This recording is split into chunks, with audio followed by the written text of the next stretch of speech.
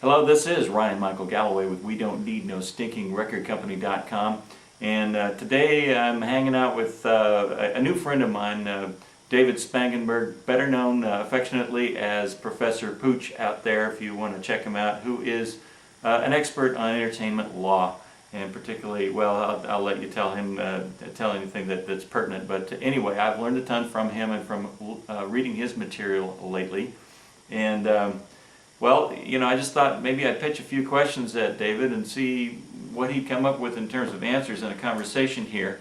And we're going to do a little series of these and see where it goes. So David, how are you doing out there?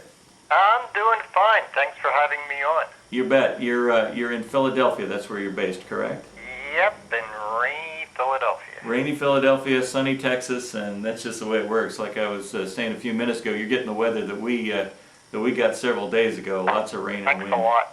Yeah. Well, we'll pass more your way, and it's good stuff coming. So, well, for starters, you know, we'll get into a little bit more about you as we go along, I think, and what you have to offer, and I'll certainly let you plug anything that you'd like as we go along. One of the things we talked about is the different kinds of contracts that a musician might run into in their day-to-day business.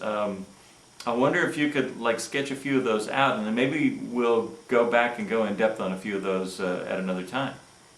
Okay, yeah, there's quite a few that they're going to run into sometime in their career. The one they don't think about is a partnership agreement. Now they say, yeah, partnership? Well, you're a band. You're partners. How's the money being distributed? Who does what in the band? Are you allowed to use the name after you leave the band? All kinds of things like that. Who owns the equipment? Things like that, that you get the contract over with, settle it all out, and then you make music. Yeah, and that's something I think a lot of people are afraid to talk about at the beginning for fear they'll bust up the band just, you know, negotiating the contract out of the partnership. Well, the magic should be in the music, not in the business. Yeah. Absolutely. Okay, that's a huge one. What else we got? Well, of course, the artist and manager. That happens, hopefully, with picking the right kind of manager. If you want me to go into some descriptions on it, but basically a manager guides an artist's career.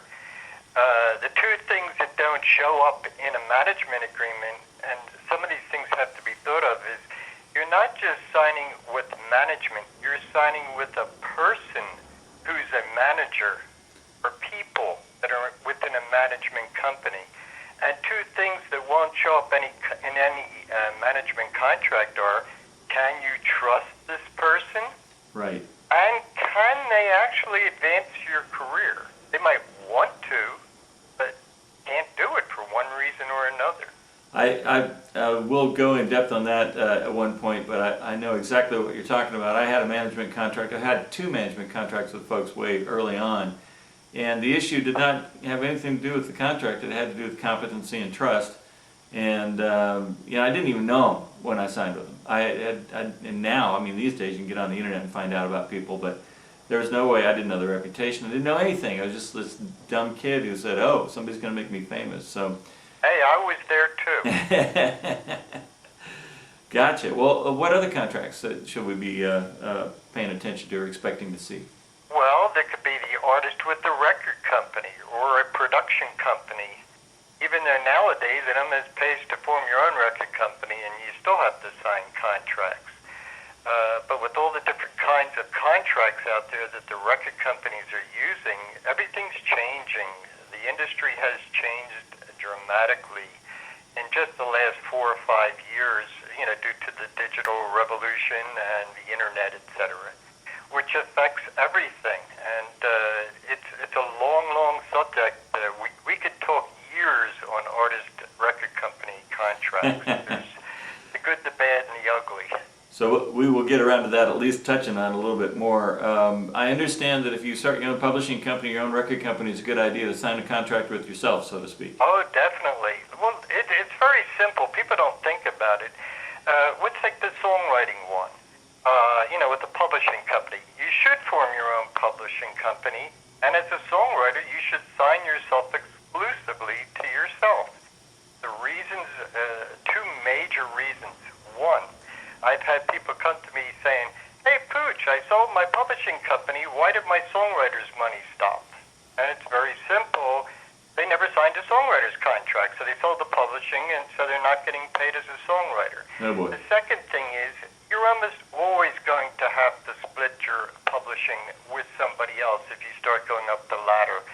And who's going to give you a better songwriter's contract? Them or you giving one to yourself? Gotcha.